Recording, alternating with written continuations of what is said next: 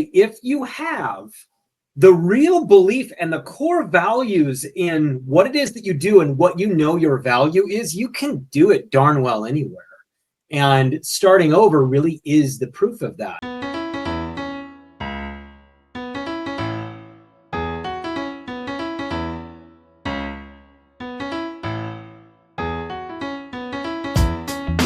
"83% of Americans identify as not very happy, which can hold you back and negatively affect your relationships and your business.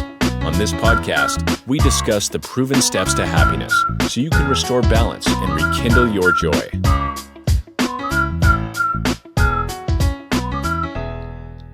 Welcome to another episode of How to Be Happier for Entrepreneurs. I'm telling you, you don't want to go anywhere. Stick around for this. Have you ever met someone who's ridden a bicycle across America, rocked out in a heavy metal band, rides a motorcycle through the desert, has survived a forest fire, is a world champion drummer, a psychedelic expert, and has counseled individuals through their deepest trauma? Have you ever met that person? Well, you're going to meet him right now. He's on our show. Jeremy, welcome to the show. Wow, I'm impressed with me. Yeah, I think I got to tell you, I think you're going to be like the 115th episode. That was the first bio I ever read. I could not read that. It was so impressive. Well, thank you. I've lived a really kind of interesting life. I've got this ADHD thing going on, and so I get really into things for periods of time, and then I'm like, okay, I'm done with this. I need to move on to the next thing. So we're going to talk about that, but I'm going to start out with the thing that kind of struck me. How did surviving a forest fire, like I haven't met anyone in my life who survived a forest fire that destroyed your entire town. How does that impact your perspective on life, resilience, rebuilding? So there was this moment when we were evacuated. We're living literally in a trailer in a goat pasture, and my wife and I are kind of sitting there. We have no idea whether or not there is a home that exists where we came from. And it's a really queasy feeling deep inside of you. And it's something that is really difficult to explain. Everything, every heirloom, every piece of clothing you like, everything that you kind of dig, it's all there, and it's probably all gone because you've seen on the news that your neighbors' houses are smoke. And so in all of this, something that I really kind of came to terms with during all of it was, okay, what if it is all gone? What what if what if I get to start over? What if I get to start over? And I get to decide now, where do I want to base myself? What do I want the second half of my life to look like? What if I was unencumbered by all the things that encumber me, and I could just pick up and move anywhere I want? Where would I go? What would I do? How fun would that be to just go ahead and reinvent? And I don't make light of this by any means, because some people really did suffer in this, the loss of their home. And we found about 10 days in that we did have a home, but for that 10 days, we almost assuredly did not. And so the concept of, all right, reinvention, I don't have to lug a million things to start my new life. I could just do it now. We could hook this trailer up and drive wherever it is that we want to, whatever goat pasture would take us. And we could invent something new. And there was something oddly affirming about it.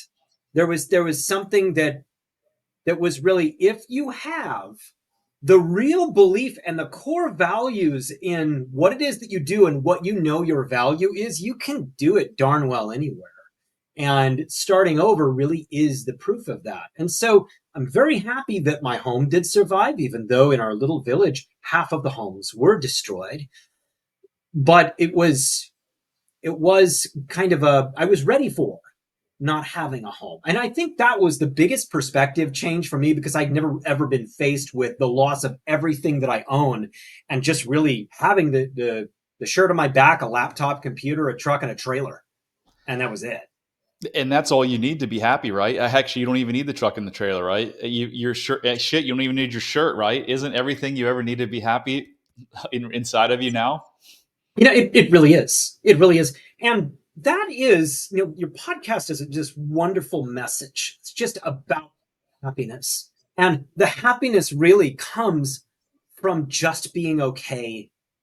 Firstly, at the nucleus of it, being okay inside your skin. And that's something that I think everybody struggles with to some degree is, am I okay? Am, am I good enough?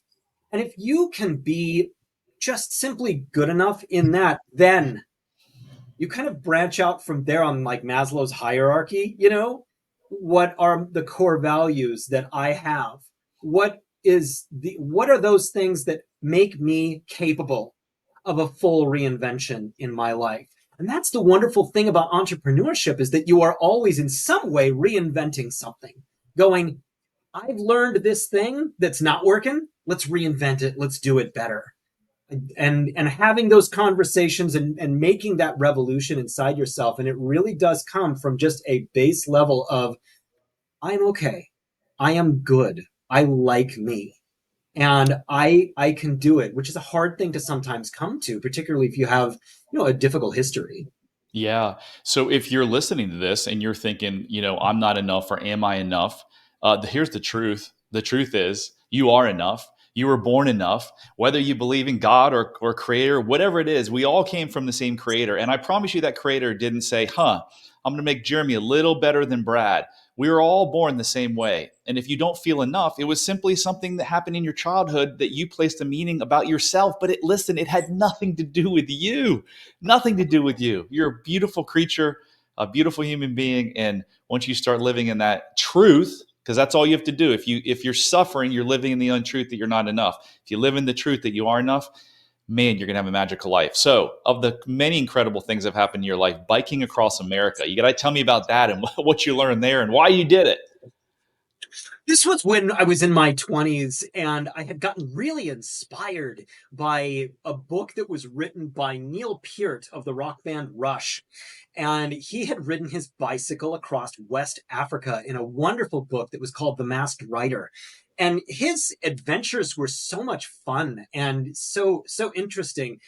I wanted to have those kinds of adventures for myself. And so a big group, we started in San Francisco, California, dipped our wheels in and just started riding. And it was at first very competitive, and we were all very, very fit and trying to beat each other and zip tying each other's bikes to stop signs. And so that you'd get a head start against somebody and everything like that. And it was, we rode up the western side of the Sierras, and it was a very difficult ride from a place called Auburn, California, up to Truckee, and it was a really really difficult ride because it's just a straight climb the whole way. And the next morning we headed out from Truckee and we went down into Reno, which was a long downhill, and one of the riders crashed Ooh. and was profoundly injured, something that took months for him to recover from. And because of that, it really slowed all of us down and it changed what it was that we were doing, because it could have been any one of us. And we had been screaming down that hill the next day, going, over 50 miles an hour on bicycles because there were long straightaways. And the wonderful thing about that terrible day was that all of us slowed down and made it a ride about joy, a ride about remembrance, a ride about really smelling the roses, stopping at the corner fruit stands, doing tours into the houses of, world's largest salt and pepper shaker collection this way, little wooden signs and stuff like that. And we'd ride down and go to these wonderful little places where people would have their own collections, these roadside world's largest rubber band ball kind of thing, and meet these wonderful people. And it was really the people along the way that made this adventure so much fun. And it was, really in itself a wonderful kind of life adventure, learning to smell the roses and get to know all the interesting people that you would have just sped past because you're busy about beating the last guy. Amazing. Wow. Really interesting. And where did you end up? Where did you stop? We stopped in Portsmouth, New Hampshire, and dipped our Wow. wheel in the ocean there. So it was about 4,000 miles all told, because we would take these different routes during the day that would take us several miles out of the way, just scenic routes and stuff like that. And got to know a lot of really fantastic people that way. And it's a wonderful way to see the country, because you smell what people are making for dinner and you meet Wow. wonderful people along the way. How long did that take you, Jeremy? 48 days. Wow. That's impressive. I mean, that's 4,000 miles in 48 days on a bike. That's impressive. So you mentioned offline that you've experienced grief, anxiety, challenges with ADHD. You mentioned that. How do you help others overcome similar obstacles in their lives? So, number one of the most difficult things is the self-esteem that often gets really hit with a person who has ADHD and difficulties with attention. Because specifically, and you and I are Gen X, and we grew up at a time when there really wasn't a fantastic understanding of what this was and how you really are talking about a person who is neurodivergent and their brain works in a different way. And so the message that the young person gets in school is, I'm stupid. I'm stupid because, the spelling bees where you say the word, you spell the word, you say the word. I still can't do that. I can't visualize words that way. I can't read out loud very quickly. And those were the things that really made you feel that you were fitting in with the other kids intellectually.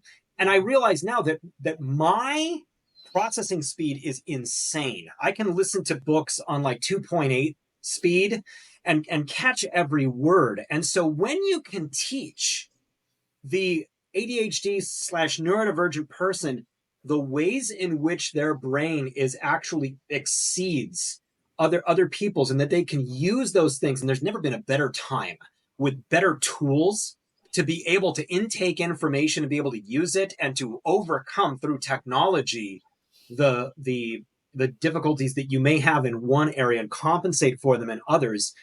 That's one of the things, teaching those skills. The other thing is the mindfulness, the ability to take that time every single day and focus in on your inner world. Because the ADHD person sometimes gets so much spinning around in our heads that we can't prioritize things. And we have to sit down somehow and quiet the tornado. And that's where balancing chakras come in. That's where you have to have some kind of like spiritual control over that tornado in your head. Those are skills that you can use. And the last thing is, there's differing ideas about this specific thing. Modern Western medicine would go with medicine that is prescribed by a psychiatrist, things like Adderall and these different things. I often encourage people to sit down with a naturopath. Sit down with somebody who can understand the nutrients that your brain needs. Maybe there is some plant-based medicine that can help you. Your nutrition can help with your ability to focus instead of eating a lot of these like processed foods. The exercise and the food that you eat is really important for how your brain functions. And you find that when the ADHD person has a regular exercise regimen, it's what the cycling thing was all about to me, because I could be a normal person if I rode 100 miles in a day. And when I didn't, my brain would spin. And so I've got a rowing machine right next to my desk, and last hour I was on it. And so that I could focus on things that I am doing so I can be sharp like this. And so those are the kinds of things that I teach to people who deal with a whole lot of noise in their head. So Gabor Mate, I don't know if Dr. Gabor Mate, I don't know, do you know that name? Have you heard of him before? So Yes. he has a book called Scattered Minds. And I know there's conflicting thoughts on this, and I'm really curious on your opinion. So he's a believer that a child's environment has a lot to do with ADHD. The trauma that they went through, the disconnect, they had to disconnect from themselves to process the pain or the lack of care. And then you have other people that, especially Western medicine, that's like, no, this is a problem with your brain. You've got something wrong with your brain and you need drugs. You've kind of already said where you fell on the spectrum, but I'm curious, what do you think, like, what was your childhood environment like? And do you believe that a child's environment has a lot to do with adult ADHD? Thank you for that question. When I was a kid, I could not sit still in class. And remember the night at the Apollo that Michael Jackson did the moonwalk for the first time during Billie Jean? Oh, it was the coolest moment of the whole year. And I learned how to do that. And I would do that during math class and science class and art class and reading class and everything like that. And the teacher didn't really appreciate that sort of thing. And what it would lead to is me being distracting, ticking the other kids off, getting bullied, and getting into fights. And I would almost every single day be sent to the principal's office and sent home or suspended from school. It's really, really upsetting because I was always in trouble, and it was intensely painful for me because I always felt that I was just simply a bad child. And to get to your point here, I remember sitting in the hallway near the principal's office, and now I understand what I was doing. I was dissociating. I would leave my body. I would go somewhere else. I wasn't even actually there. I would live in this other world. And it wasn't until I started working more recently in my life with an energy worker who said, Jeremy, you have this habit of just popping out of your body and going somewhere else. You need to get inside yourself. Whenever you experience stress, it's like you're out of your body and your consciousness is over your head and somewhere else. And I had become so adept at just, boom, I'm gone. My mother has a picture of me when I got in trouble once at home as a child, and she put me on a chair facing a wall. And I would just, boom, go to sleep. I'd be asleep in 90 seconds because my consciousness would just dissociate. It would go somewhere else, and I would experience this kind of deep trauma of I am bad, I am not okay. And so trailing that into my adult life, whenever I would experience some kind of setback, it was like a compounded PTSD because I was remembering this deep level of shame that I would feel as a child, and I would go somewhere else. So what you're talking about with that book and that concept, it's absolutely what I experienced. And so when I work with people, I'm trying to get these people into their bodies, because you can't truly be okay if every time that you experience something sad, something disappointing, something shameful, you're gone, because it's so desperately painful. If you can deal with it in here, it's you saying, I am enough, I'm okay, and I can deal with this, and that I'm going to be brave enough to sit in my place and deal with this the way that I am. Yeah, I mean, I got to tell you, you just sparked some remembrance of me as a child, and thinking that I was never diagnosed with ADHD, but I remember my high school professor or chemistry teacher saying, "Brad, you've got the attention span of 2 to 3 seconds," and trying to be the smartass, I responded back and said, "Wait, what did you just say?" Um, but I was often distracted. I often talked in class, and as an adult, my girlfriend has said it seems like you leave at certain times. I've never thought to put this all together, but I had pain in my childhood. My father would spank me with a belt. He would make fun of me. Uh-huh. My house was a place where there was a lot of fighting and stuff, a lot of yelling. So that's exactly what I did. But just to kind of wrap this up with a bow, Jeremy, because I want the audience to understand. I think I understood what you said. It sounded like to me you were saying the ADHD created the bad behavior, which created the shame. And if we had longer to talk, I don't know if this is the case, but I think we would find out there was something before this. There was something else that was painful that created possibly the ADHD, that then created the shame and the pain. What are your thoughts on that? So there's something in everybody's family where there is some kind of intergenerational trauma. And 2 generations before me, my grandfather was a fighter in Guadalcanal and Iwo Jima. And his personality was deeply changed when he came home.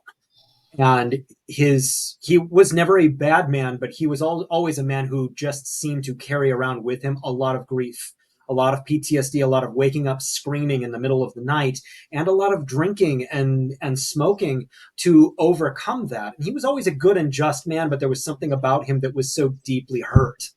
And so my father grew up in that household, and it Wow. was not a particularly happy household. There was a lot of alcoholism, there was a lot of fighting and everything like that. And so my father learned to achieve in his life. My father's a very achievement oriented man, and a man who also likes things just so. And his strong level of anxiety when things are not going well is something that he did bring to parenting. It's something that Mm. he would admit that he did bring to it. And so, with a child who was overactive, sometimes disobedient in church, sometimes embarrassing because he's a very dignified man, then he would do what your father did to you, a lot of the belt and that sort of thing. That's how parenting was at the time, but it was compounding shame and now physical a pain on top of it. And I knew that when I was coming home, that was what was going to happen to me. And so this went back to a conflict that our nation was involved in the 1940s, when my grandfather was so deeply wounded and then raised children in that wound. Yeah, wow, man, this is the stuff I live for. Fascinating. Yeah, I hopefully you don't spank your kids. If you do, if you're listening to this, please don't, because as a parent, you are supposed to protect your kid. You're supposed to see them, understand them, and when you lay your hands on them, you are creating physical pain and shame that can last for forever, really. So please, if you're doing that, even timeouts, it's the disconnect. The kid only misbehaves for one reason. They're disconnected from you as a parent. Putting them in a room and shutting the door, putting them facing the wall, disconnecting them further is not going to help. I promise you. Just try to connect as hard as it is. And I'm a parent, a single parent for 13 years. So I know, as hard as it is, try to connect with that child, just like you would connect with your spouse if you had an issue. Go connect with them, look them in the eyes, say I love you before you start talking about the punishment or before you get into this deep conversation. Good stuff, man. So shifting a little bit, I know you are a psychedelic. You have a lot of experience in psychedelic and plant based medicine. Tell us a little bit about that and your views on that. So these medicines have been around for such a long period of time in human history. And if anybody is really interested in this, the book How to Change Your Mind by Michael Pollan is really the primer for understanding everything from the history of this medicine to the history in America of why they are in the space that they are in the legal and ethical world and everything like that. And the experience that I have had with this medicine is something that came later in my life when I partook of this medicine as a sacrament, as something that was in a space of safety and working for deep contemplation.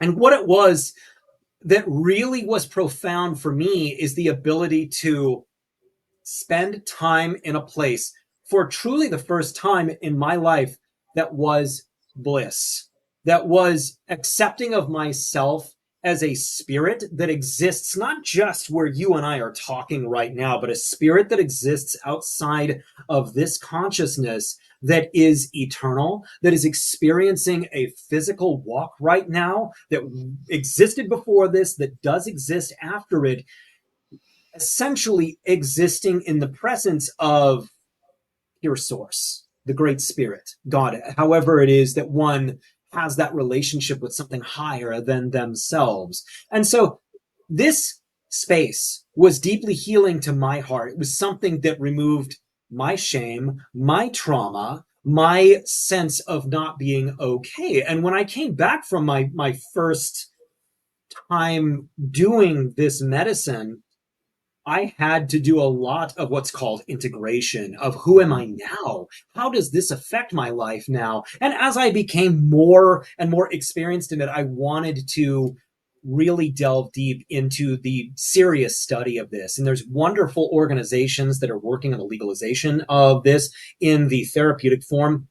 The Multidisciplinary Association of Psychedelic Studies is one of these. And I went to the training program at the California Institute of Integral Studies, a very serious outfit out of San Francisco. And I did their course, their year-long certification course on psychedelic therapy. And it was absolutely a wonderful course that I did with doctors and nurses and healers and therapists and social workers.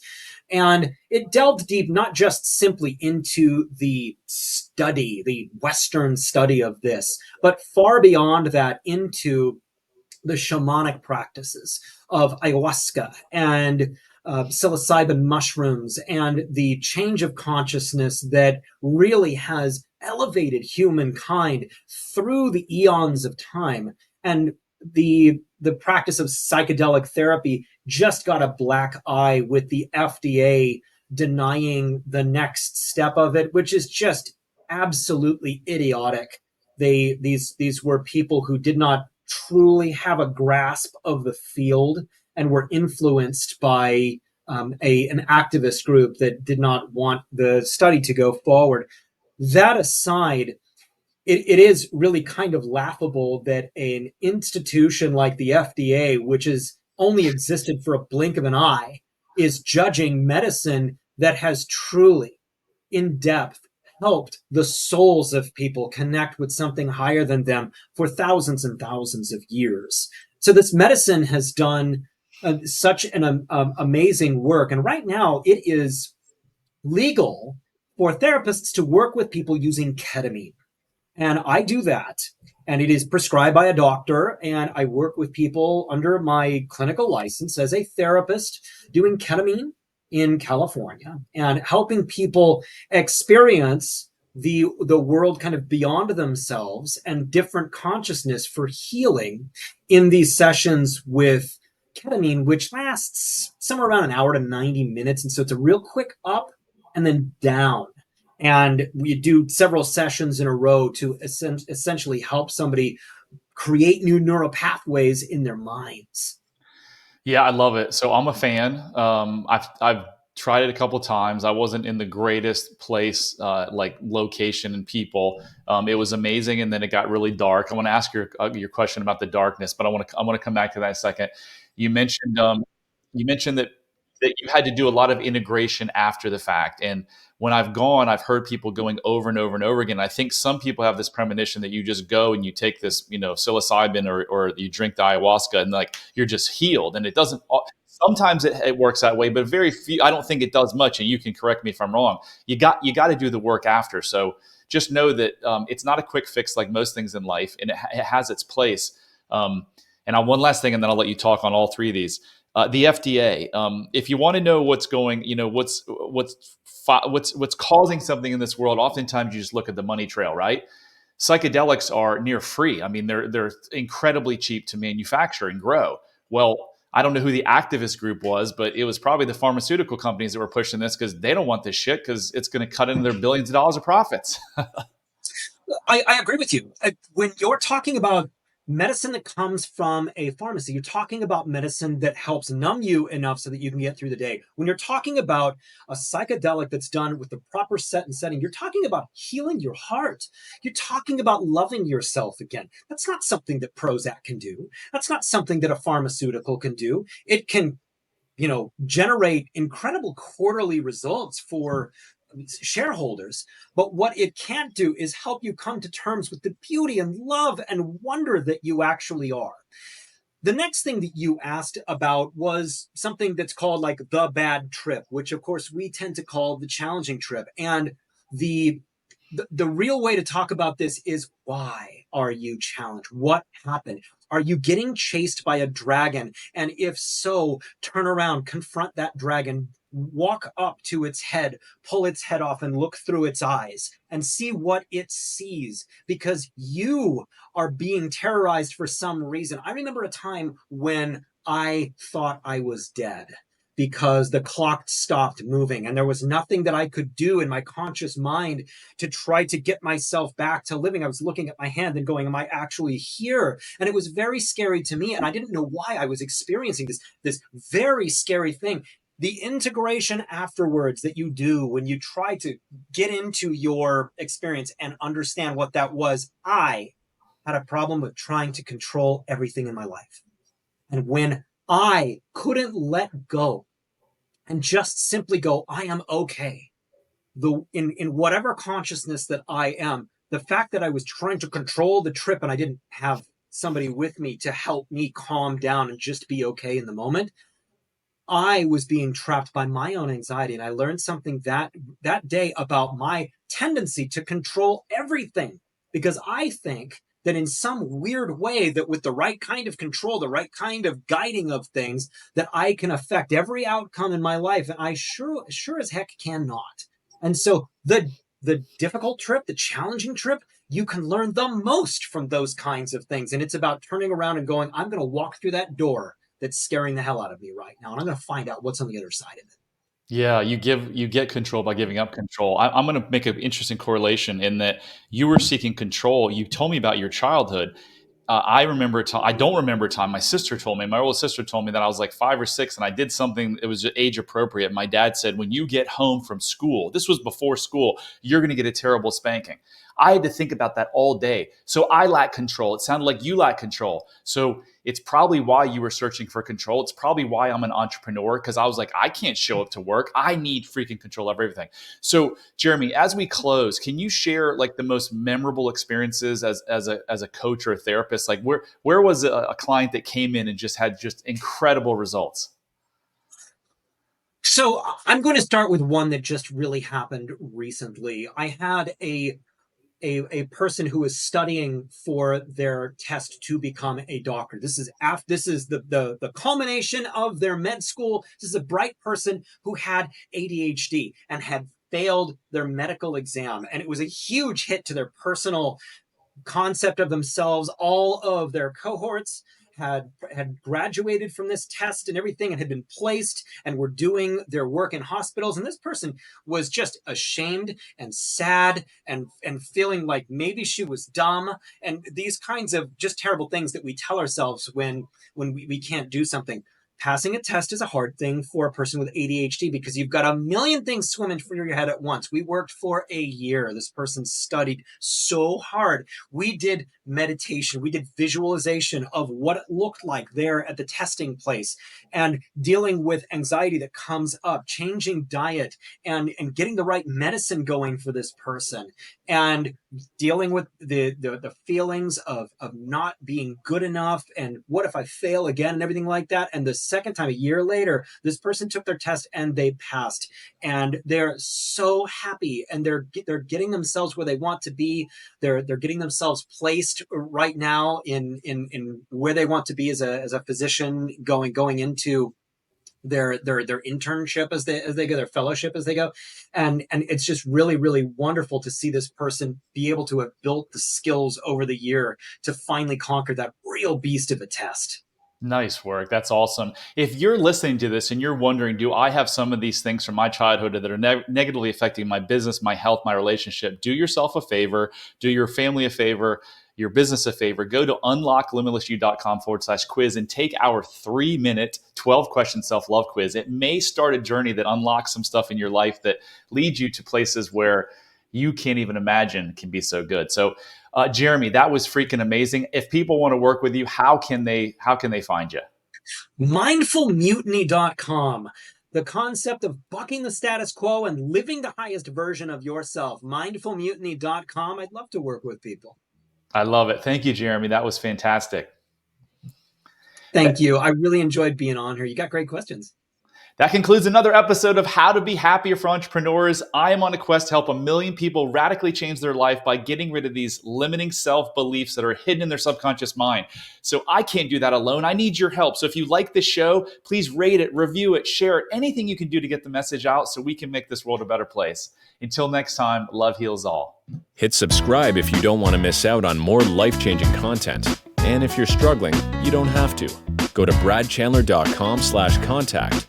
There, you can join the Facebook community of like-minded entrepreneurs, and you'll see a button to schedule your freedom and happiness call. See you on the next episode.